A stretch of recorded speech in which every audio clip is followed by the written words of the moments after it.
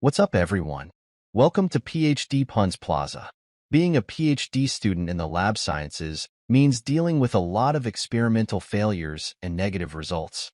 Instead of feeling defeated, we just have to laugh at the ridiculousness of it all sometimes. Today, I've got a funny story about a time my research went totally off the rails that I think you'll relate to. Okay, so there I was at 7 a.m. working away in the lab like usual.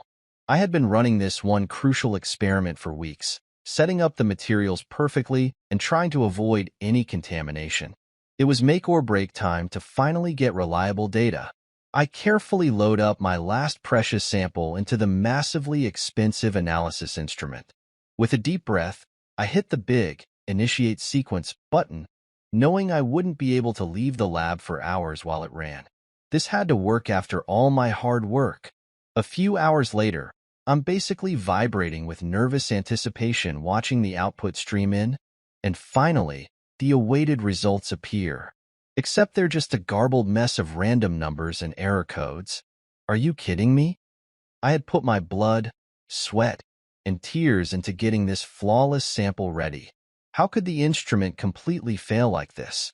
In a moment of exhausted delirium, I start lightly banging on the keyboard, maybe thinking I could somehow bash some sense into this malfunction. My advisor then walks in looking concerned. Everything okay? Oh, I see the instrument decided to rebel against your inputs again. At this point, I'm barely conscious, running on fumes after working round the clock for so long. I incoherently try to explain how it just spewed out nonsense gibberish instead of real data. My advisor just pats my shoulder and tells me to get some rest.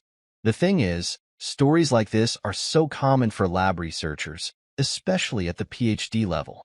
You put in literally months of effort, sacrificing nights and weekends, missing holidays, all for one experimental run that goes haywire or gives you meaningless noise.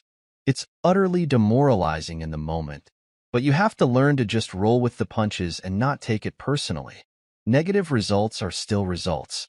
Even top scientists at best institutions deal with this constant cycle of failure and having to re-optimize everything constantly. The key is being persistent and celebrating even tiny incremental successes. If you can make it through being regularly crushed by experimental woes and self-doubt, then you're definitely developing the tough skin and blind optimism needed to make it in academia. Just don't lose your sense of humor along the way. Well, that's my horror story about the struggles of failed experiments as a PhD for today. Let me know if you can relate or have any words of wisdom in the comments. And make sure to subscribe for more candid tales about what really goes on behind the scenes in research labs. Catch you next time.